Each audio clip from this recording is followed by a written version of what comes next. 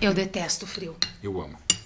Amo de paixão. Mas é por conta disso? Eu adoro, sempre gostei. Sempre acho mais gostoso, as pessoas se tiverem, no meu caso, menos deselegantes. Eu acho ótimo, fica gostoso. Eu não gosto, detesto. Ai, Acho não, frio eu desanimado. Não, eu acho maravilhoso. É duro acordar, né? Bom, pra mim qualquer coisa de acordar é duro. Mas. Podemos começar? Você fica à vontade. Aqui pode tudo. O que você não quiser, a gente absolutamente tira. não, absolutamente tudo. Mais perto, porque Claro, com certeza. Senão a gente fica muito longe. Já viu, é verdade. É inscrita no canal, faça a sua inscrição, ative as notificações. Já vai dando aquele like gostoso e ao final do vídeo, compartilhe o conteúdo com quem você acha que vai gostar. Arrasou.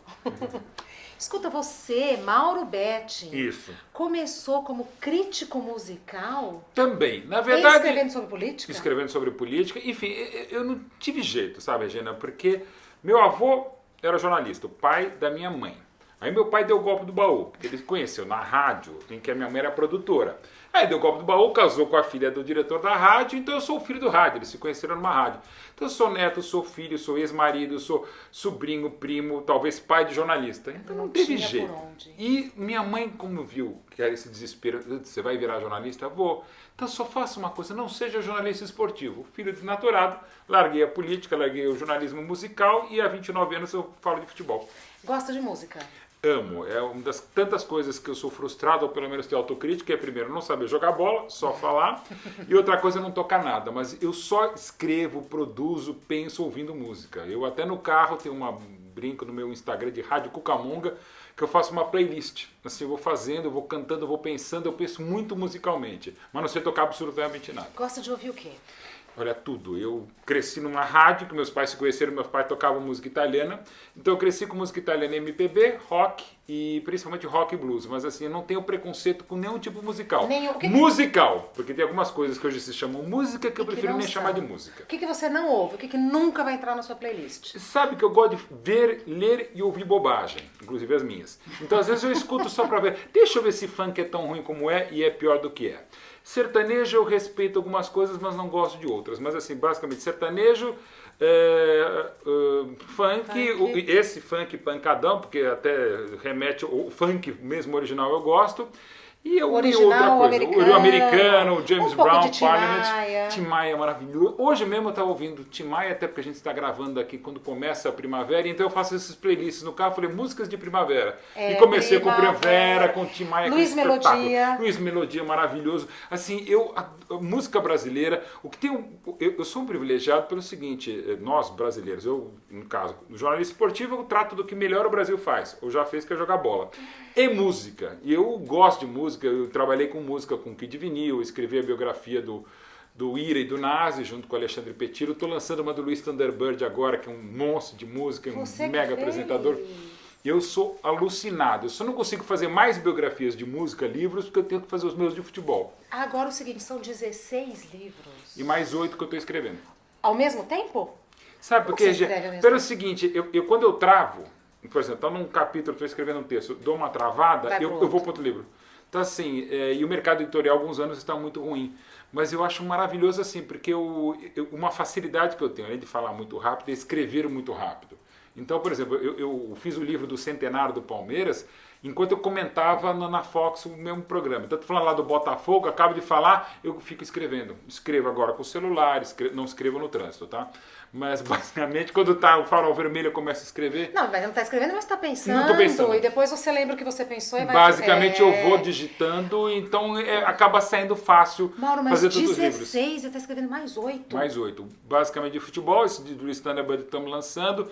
Biografias e autobiografias, eu adoro, assim. Até algumas mais polêmicas, por exemplo, eu fiz a autobiografia do Neymar pai e do Neymar filho, com o Ivan Moré, e foi traduzida, claro, não por ser nossa, mas por ser deles, mais de 20 línguas, que é um negócio muito prazeroso e muito bacana, você conseguir tentar se projetar dentro da pessoa, e é muito gostoso você escrever histórias de vida, e é muito emocionante. Você passa a ver a pessoa com outros olhos. Outros olhos, e claro que a gente, por exemplo, Neymar né, eu fiz esse livro em 2013, ele tinha 4 anos de carreira. Então, é toda uma carreira que a gente acompanha. Já tivemos, né, umas diatribes, uma crítica que aceita, não aceita tal. Então, é muito bacana e, ao mesmo tempo, um prazer de ofício e também um desafio, você escrever um livro, você estar junto com uma pessoa que você vai elogiar, que você vai criticar. Então, é um exercício muito interessante de independência e isenção que nem sempre a gente consegue fazer. E o sujeito está vivo. Diferente do Garrincha. Claro, de alguma outra Entendeu? biografia. Assim, das biografias, todos estão vivos, alguns até vivos demais. E alguns até interessantes, como por exemplo o São Marcos do Palmeiras, eu brinco que é o meu primeiro livro de ficção. Você parece com ele, já te falaram isso? Já. A gente tem muitas coisas, muitas loucuras, muitas bobagens. E é até divertido porque assim, nunca teve uma entrevista formal para o livro. Foi mais ou menos na convivência que a gente foi acontecendo e ao mesmo tempo eu botava algumas coisas que eu, como goleiro de fim de semana, eu tinha algumas experiências e ele falou, aqui tá legal. Então é muito bacana você poder escrever por uma pessoa, isso é um privilégio. O que você fez com o Garrincha? Não, com o Garrincha eu não cheguei a fazer nada. O que eu fiz com o Pelé, eu sou um dos curadores do Museu do Pelé. É isso aí. E sou curador do Museu da Seleção Brasileira no Rio de Janeiro. Essas são algumas honras que falar, o que você sonhou? Nunca imaginei fazer isso. Escrever livro não imaginava. Dirigir documentários, já são 3 e estou lançando mais um no final do ano. Como você eu sou meio acelerado. Produz? Muita coisa, Regina. Mas assim, por quê? Porque é paixão, cara. Se me falasse, você vai comentar futebol, você vai escrever futebol, você vai fazer documentário. E vai ganhar para isso? E vai ganhar para isso, cara. Fala, que ninguém nos veja, tá todo mundo nos vendo. Mas chefes, departamento de RH, vocês me pagam por isso? Por favor, paguem para ajudar a pagar as contas. Mas olha, não tem preço. É um privilégio. É um privilégio mesmo. Eu sou sortudo. Claro que tem trabalho, tem esforço. Mas repito, você paga para ver futebol, você paga para falar do Pelé, você paga para ser a seleção brasileira. Conhecer. E que alguns viram até amigos. Não é que a gente queira ser amigo, mas você acaba criando uma relação. Você sabe disso, Regina. Agora, é muito bacana você pegar e falar, cara, e contar para mais pessoas que não viram ou não viram, mas não sabiam outras histórias. Essa intimidade deles não tem preço. Eu sempre achei muito corajoso da sua parte. Assim, eu não entendo de futebol, mas gosto de futebol. Eu também não, eu gosto de futebol. Então eu assisto programas que falam sobre futebol, eu assisto jogo, às vezes eu sento aqui para assistir um jogo. Eu sempre achei muito corajoso da sua parte, mesmo sem imaginar que eu ia te conhecer, você assumir que é palmeirense trabalhando com futebol. É um negócio que não é fácil, Regina, porque assim, há uma cobrança muito grande em cima de mim, de qualquer outro profissional. Qual é o teu time? Então é o seguinte, eu sempre assumi. Até porque meu pai, o Joelmiro Betting, ele era um dos palmeirenses mais famosos que existiam. A sala de imprensa do Allianz Parque é o nome dele. Ele tinha uma frase no vestiário do Palestra Itália. Tem um monte de coisa que as pessoas era muito bom de frases. Era maravilhoso. Então, assim, em grande palmeirense. A melhor coisa que ele sabia fazer era palmeirense. Até nisso ele era muito melhor do que eu. Então, assim, quem me conhece pessoalmente e quem sabe que eu sou filho dele, fala, deve ser palmeirense. Então qual o problema de assumir? E eu sou muito mais cobrado pela torcida do Palmeiras do que qualquer outra torcida. Claro. Eu tenho mais problemas no Allianz Parque, em jogos do Palmeiras, do que na Arena Corinthians, no Morumbi, Vila Belmiro, no Maracanã. E eu acho divertido, porque é um desafio que nos faz tentar ser mais isento e independente. A gente consegue? Claro que não. Até porque quem nos cobra, quem nos avalia é o torcedor. Por definição, ele já é passional. Então não vai ter muito equilíbrio e isenção e tem que ser assim, porque é essa paixão que nos move na vida e nos move ainda mais falando de algo tão apaixonante como futebol. Tá. A gente está falando aqui, o Palmeiras não está jogando e tal. Você está assistindo um jogo do Palmeiras, é aquele jogo decisivo. Você consegue assistir como jornalista? É só observar. Por exemplo, vá também no YouTube e veja as transmissões da Jovem Pan, jogos, pegando um Corinthians e Palmeiras, por exemplo. Quando sai o gol do Palmeiras, quando sai o gol do Corinthians, tem lá a Jovem Pan e graças a Deus no canal, você vê na hora da transmissão, eles estão mostrando a nossa cabine, a nossa transmissão.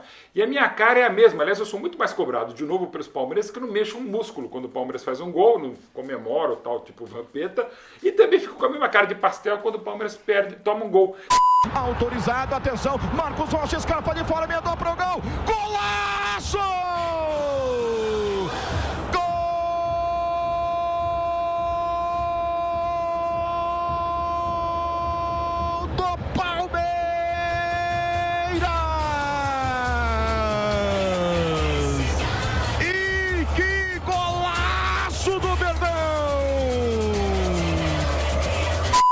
Fundo, Regina, é como um árbitro. O árbitro também é apaixonado. Então, qual o problema do árbitro não torcer e um jornalista torcer também? No fundo, Mauro, é como nós jornalistas exercemos o nosso ofício. Claro. Vem depois. Você está cobrindo uma tragédia, você... Você está entrevistando um artista que você gosta, um que eventualmente você não gosta do trabalho, um político que A emoção vem depois. Você está ali, gente, você vai, cai a ficha. Isso vale para um árbitro, vale para o gandula, vale para o próprio jogador. O próprio jogador, às vezes, ele joga pelo Corinthians, mas ele é Flamengo, né? Mas ele não é pago para ser flamenguista, ele é pago para ser atleta do Corinthians, tem que ser profissional. E não tem problema. É claro que depois você pode até extravasar, berra, abre a janela e berra, chupa pro outro, toma um gol.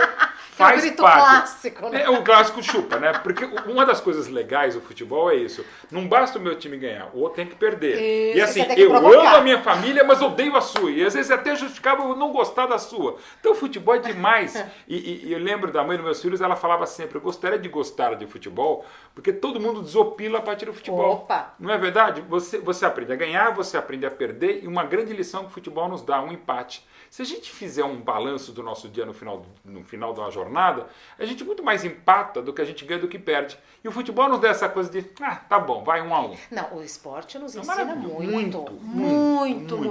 A ganhar ensina, é muito difícil saber ganhar. Porque daí você tá. Você tá perder, por cima. E o futebol, mais do que outros esportes, ele tem um empate. Então aquela coisa, tá bom pra você, tá bom, ok, ficou, vai, foi. E nos ensina demais. E ensina respeito, ensina a nos superar, lições de vida. Gente, hoje, por exemplo, o prêmio que a gente está gravando hoje, do FIFA Fan, da Silvia e do Nicolas, que ganharam o prêmio da FIFA como torcedores, chegando aqui para a gente gravar, eu estava conversando com eles lá em Milão.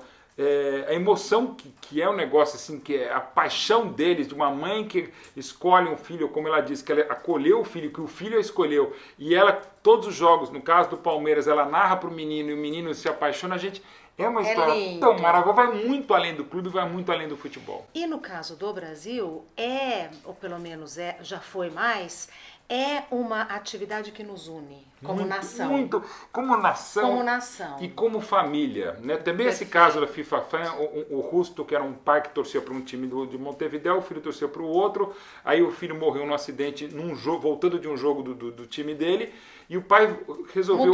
Mudou de time para acompanhar. Assim, às vezes as conexões, por exemplo, a maneira que eu mais conversava com meu pai e mais converso com meus filhos é a partir do Palmeiras. É mesmo? Então, assim, a gente se conecta pelo futebol. Famílias que não se entendem, ou até se desentendem por futebol, mas que mantêm um elo. Porque eu me lembro de paixões incondicionais minhas, os meus pais quando eu nasci, os meus filhos que não tinham nem nascido, eu já os imaginava, e o Palmeiras. Assim, são amores incondicionais. Eu vou me aposentar do jornalismo, mas não vou me aposentar do Palmeiras. Então, assim, o Palmeiras que me faz pessoa há 53 anos, que me levou ao jornalismo esportivo há 29. Então, assim, essa paixão que é incondicional, Palmeiras pode me chifrar, pode me ferrar, pode me fazer ganhar peso, perder cabelo, o escambau, mas eu vou estar sempre lá. É como a família. E por isso que o conceito do clube de futebol é de família. Por isso que o futebol é muito mais importante do que a gente imagina. Então, continua sendo importante para nós brasileiros, apesar dos momentos, porque o futebol é também isso, Regina, não é só ganhar, perder, empatar, é conviver, é você sair um gol da seleção brasileira numa Copa do Mundo, ganhando ou perdendo, estamos falando do país que mais venceu ainda, e continuará provavelmente por um bom tempo, a gente abraça o Beelzebub, você vai com a camisa branca, nós! Assim, e uma coisa que é legal, eu sou campeão do mundo, a gente fala, né, eu sou pentacampeão. O que eu fiz pelo Penta? Exatamente. Ufas, mas que você se sente pertencimento. É o presidente da República, a pessoa que está embaixo. É isso. É uma sensação. É maravilhosa, gente, assim.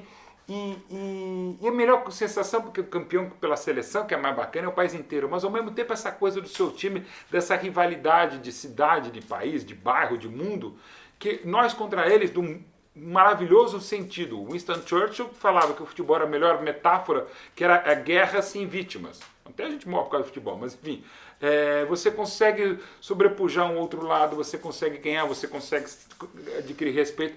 Então, apesar desse momento instável do futebol brasileiro, ainda é maravilhoso que a gente tenha o futebol para poder nos expressar. O que aconteceu no caso da Chape, que o Brasil inteiro, ali eu senti... O mundo inteiro, né? Também, não só, né, Regina? Que coisa, né, menino? Como todo mundo se uniu num sentimento de pesar. Pesar porque, primeiro, uma tragédia e não tem nada igual na história do futebol, porque era a maior semana da história do clube. A maior semana, possivelmente, certamente da grande maioria dos jogadores. da comissão técnica, de direção do clube, nem precisa dizer, o time estava na 4ª divisão nacional quando aquela diretoria tomou, eles foram para uma final continental e assim... E acontece aquilo. E desde então me aproximei com algumas das famílias dos atletas, perdi amigos, perdi colegas, se eu tivesse ficado na Fox, talvez eu estivesse naquele avião.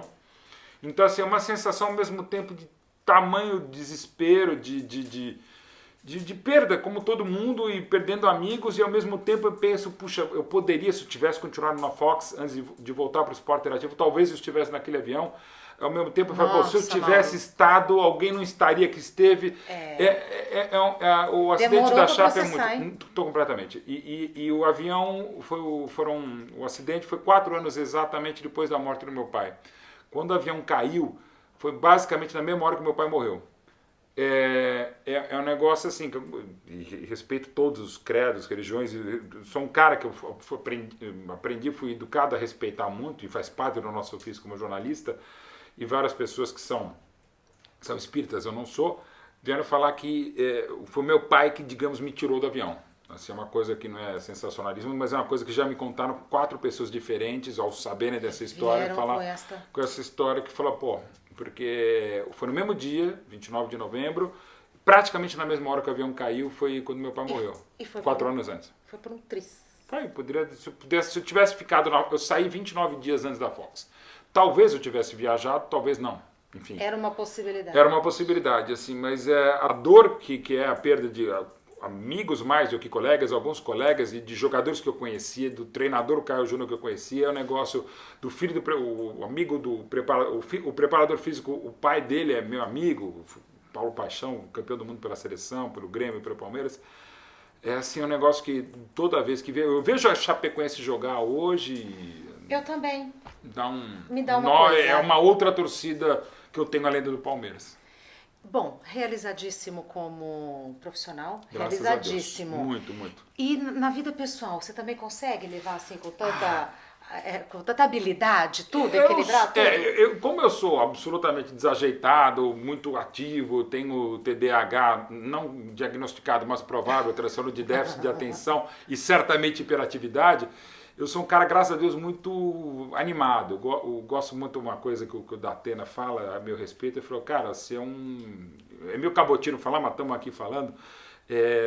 Você é um dos poucas unanimidades no sentido que as pessoas gostam de você, não como jornalista, gostam de você como pessoa. É mesmo. E é uma coisa engraçada, assim, realmente eu tenho problemas, já fui processado, não por jornalistas, mas por outras pessoas do esporte, mas eu, de um modo geral, e tenho brigas públicas, por posicionamentos, mas de um modo geral eu brigo de ideias, mas não de pessoas. Assim, os caras que me processaram, até hoje, os que estão vivos ainda, eu os cumprimento.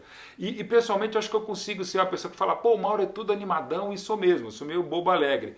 Assim, e tenho a felicidade de ter uma mulher maravilhosa, meu segundo casamento, há quase 7 anos já, que é minha paixão à primeira vista. Quando ela tinha 15 anos, eu tinha 17, a gente se conheceu no colégio, no Dante, não deu certo, ela casou, eu casei, ela teve um marido maravilhoso, eu tive uma mulher maravilhosa, mãe dos meus filhos, separaram, o casamento acabou, depois a gente se reencontrou depois de 26 anos, estamos maravilhosamente casados, com 2 filhos meus, 3 dela, somos 5 agora, somos 7, e mais a cachorrinha e a tartaruguinha. Que legal! Sou um sortudo. Até porque ela é linda e maravilhosa, fofa, meiga, amável, amo meus filhos, eu amo os dela. É duro até quando chamar para... Enteado, a palavra é feia. Mas... Eu acho pesado também, enteado. Madrasta, horrorosa. Então é o seguinte, eu sou pai 2, que respeito e gosto muito do pai deles, dos meus filhotes. Mas é duro, porque às vezes eu quero abraçar todo mundo, eu tenho que me segurar em respeito ao pai dos 3. Madrasta, é horrível falar enteado. Pelo amor de Deus, enteado, você primeiro explica o que é enteado, você nem sabe. E a palavra madrasta é madrasta, padrasto, não sei o que lá. Então eu amo quando os 3 da minha mulher me chamam de padrasto. E não tem nada que eu ame mais do que a minha mulher, minha família e meus 2 filhotes. Você está com 53 anos, eu estou com 51, não sei se já aconteceu com você. Aconteceu comigo. Você sente que a gente entrou numa outra fase? Sim, você bastante. Isso? Sinto às vezes transmitindo um jogo por rádio, televisão, sinto escrevendo um texto, sinto, por exemplo, uma coisa que é maluca que eu também não sonhei, que desde 2010 eu faço comentários para videogame.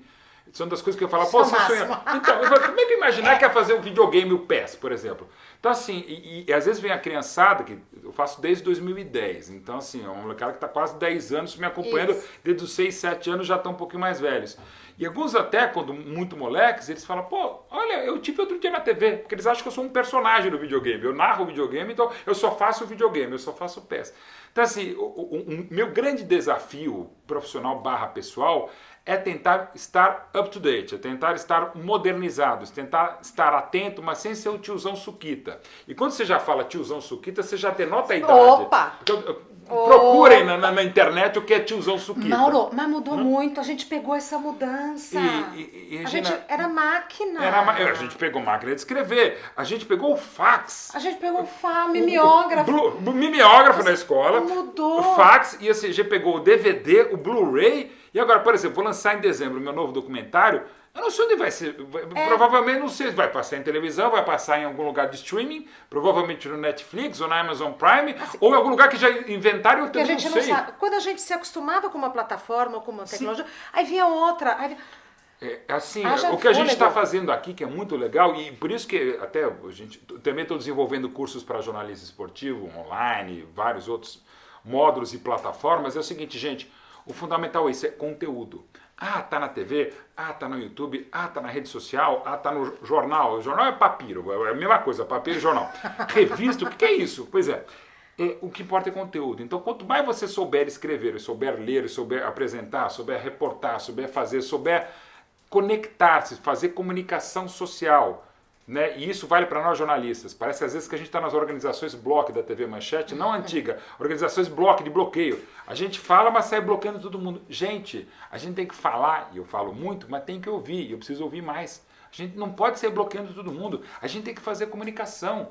É falar, escutar, é entender, é respeitar, é tentar educar, tentar passar, mas também receber. Né? Então, assim, se a gente não estiver hoje conectado, e não só conectado digitalmente, conectado, sei lá por onde, por Wi-Fi, mas conectado pessoalmente, você não vai aprender, muito menos passar a tua mensagem. Não importa qual é o veículo, o que importa é você passar um conteúdo, uma mensagem. Então, assim, mudou essa fase, mas você sente que às vezes você precisa, ou poderia, trabalhar menos, curtir a vida, porque você falou que você tem uma mulher maravilhosa, linda, filhos maravilhosos. Sensacionais. Você sente que às vezes você fala, eu não sinto, mas a família cobra. Alguns amigos cobram, até alguns chefes cobram, até para você conciliar as escalas do esporte interativo da TNT, da Jovem Pan, do UOL, outro projeto que eu tenho, nosso palestra, documentário, filme, palestra, muita coisa, curso, né? é muita coisa. Eu não sou o jornalista esportivo que mais trabalha, mas é o que mais trabalha fazendo um monte de coisa.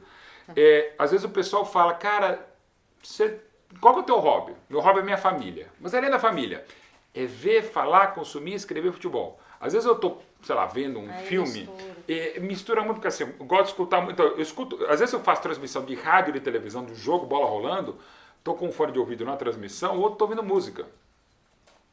Até músicas novas, assim, procurando música nova, ou ouvindo, sei lá, bossa nova no jogo. Eu tenho uma coisa assim de fazer 3 ou 4 coisas ao mesmo tempo. Que não é comum nos homens. Não nesse o meu lado feminino é muito grande. É só uma observação. Mas tem um pouco a ver com esse negócio do TDAH. Eu sou meio desfocado, não, eu sou multifocal. Então eu tô falando com você tá aqui. Você tá aqui, tá ali, tá lá. Tô lá e tô meio perdido, mas tô me achando. Então assim, eu adoro, às vezes eu começo a escrever pro Instagram,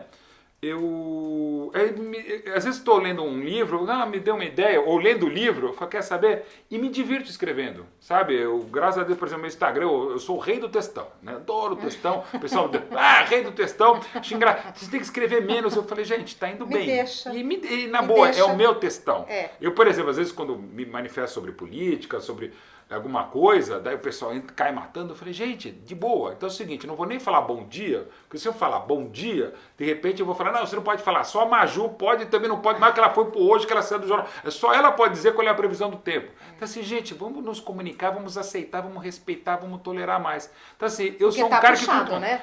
Tá demais, qualquer coisa que você fala, alguém fala, você tá lacrando, você tá passando pano, e eu, por característica, até pela minha formação, de tentar buscar a melhor versão possível dos fatos como jornalista e também ficar em cima do muro, porque em cima do muro você vê o mais plural. O jornalista não pode só empunhar um mastro para como Marechal fazer campanha. Você tem que ter uma visão mais macro. Tem que ter uma visão ampla, macro, e assim, eu deixo muito claro, eu deixo que eu sou palmeirense, eu digo em quem eu voto, eu digo em quem não voto, eu falo, por exemplo, que eu detesto coentro, eu detesto pizza portuguesa, eu adoro os primeiros CDs da Shakira, são coisas até inconfessáveis, Fantaúva eu amo, então assim, eu abro meu jogo, mas respeito, se você não gosta de Fantaúva, azar, é horrível, eu sei, mas é questão de gosto. Gosto, então é isso, e também por isso, vem uma pizza, eu quero mussarela, não, eu quero, sei lá, marguerita. Gente, quem tá certo? Ninguém, é questão de gosto, aceite. Eu gosto do candidato X, eu gosto do candidato Y.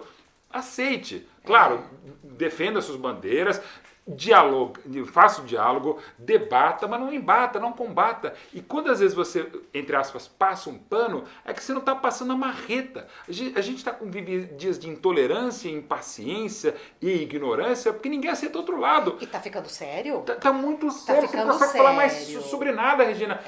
Então, por exemplo, olha, isso daqui são os óculos. Olha, mas óculos, olha a cor do seu óculos, significa que você vota nisso. Significa primeiro que eu não limpo os óculos, mas segundo, estão sujos. Mas, cara, é uma questão de gosto. Eu gosto de uma pizza, eu gosto de um candidato, de um partido, de um time de futebol. Aceite, pô. Antes a gente não discute religião, política e futebol. E como eu gosto de discutir muitas coisas, eu fico às vezes chateado. Você não tem espaço para falar, gente. Mas você lida bem com as redes sociais? Olha, eu tenho uma coisa que eu acho muito bacana. Assim, eu não... Nenhuma rede social minha é bloqueada. Mesmo, não tem nenhum bloqueio. O Twitter tem um problema que é o seguinte, o Twitter começou com alguns amigos que fizeram minha conta, uma conta fake.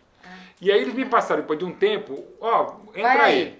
E aí eu comecei, a gente brincava, eram 4 que faziam, inclusive eu, ficou o fake oficial meu. E a gente só brincava, tanto é que foi muito legal, teve um ano, acho que 2012 ou 2013, que estava entre as 100 contas mais legais, inclusive fake. Que bacana. Né? Mas eu deixei fake. Hoje ele é oficial. Ela não tem mesmo essa pegada, mas eu continuo como fake oficial, porque eu falei, uma vez fake oficial fica sendo. E o próprio Twitter falou... É divertido. Assume. Eu falei, não. Graças a Deus o Instagram tem bastante gente e tal, e eu falo de tudo, absolutamente de tudo. E falo o lado torcedor, falo o lado apaixonado, eu faço declaração para minha mulher, e tem as coisas impressionantes. Eu falo, pô, não expõe a sua mulher. Eu falei, gente, é uma declaração de amor, que ela é linda, que ela é maravilhosa, agora, que é companheira, Mauro, que é parceira. eu sinto que por conta disso tudo que você trouxe, nós brasileiros perdemos um pouco da nossa alegria, da nossa irreverência, do nosso jogo de cintura. Você sente isso? Porque todo mundo assiste. Tá, você todo fala... mundo assim. Não, até porque falou, olha uma almofada, é nada. Eu falei, não, gente, uma almofada, tá escrito isso aqui é uma almofada. Não é não, olha a cor da almofada, significa de... Calma. Gente, e assim... A gente perdeu um pouco. E é o meu Instagram, minha rede social, é a sua.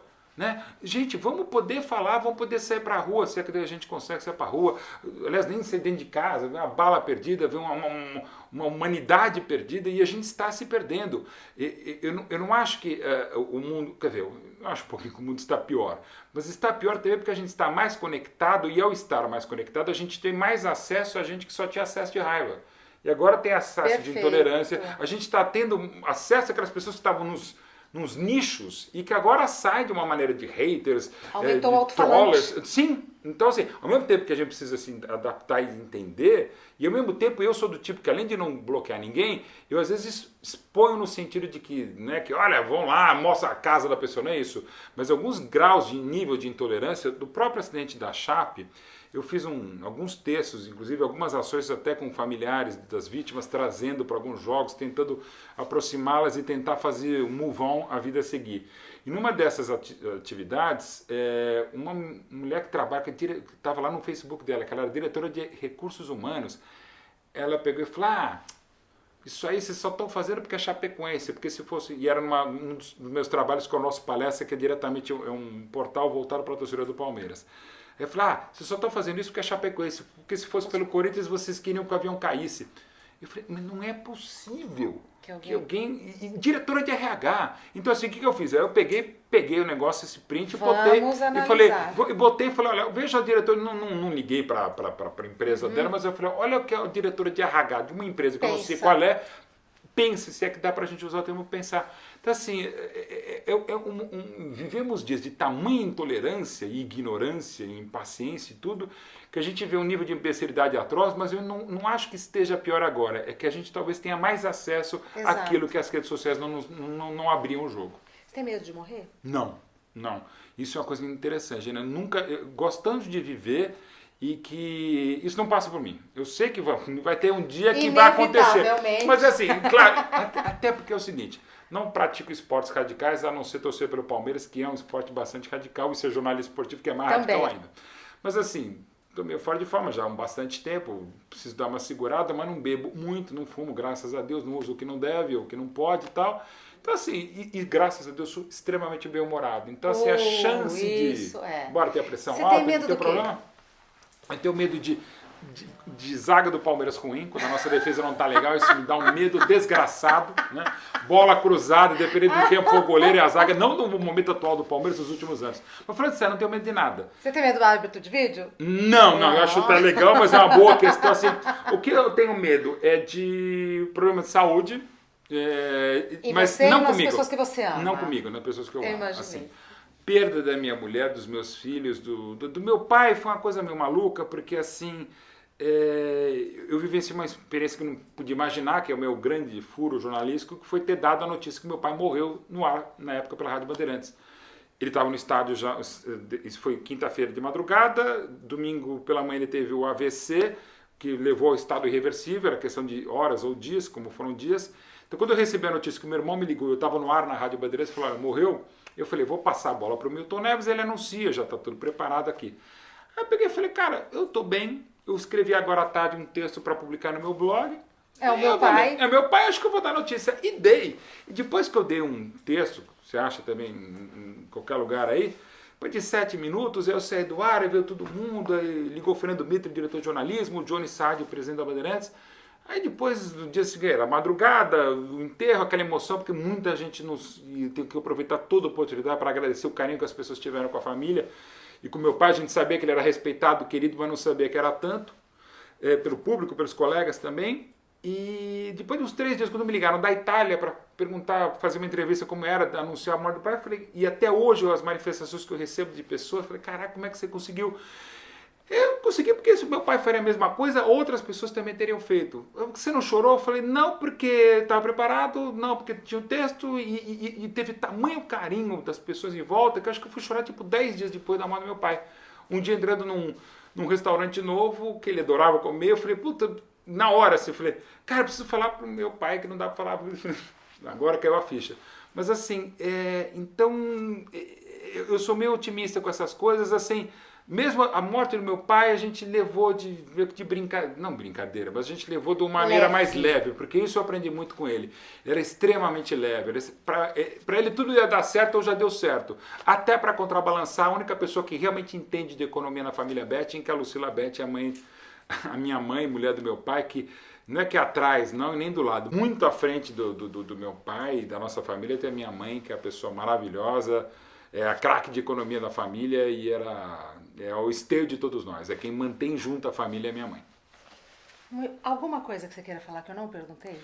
Primeiro antes, agradecer muito o papo, que é muito gostoso, assim. Mas para falar que, cara, não tem coisa mais gostosa do que fazer o que a gente gosta. Vai, momento de autoatrapalho aqui, rapidinho. Gente, se você gosta do que você quiser na vida, independente da idade, faça o que dá tesão para você, faça o que te dá prazer, porque não é trabalho, é hobby.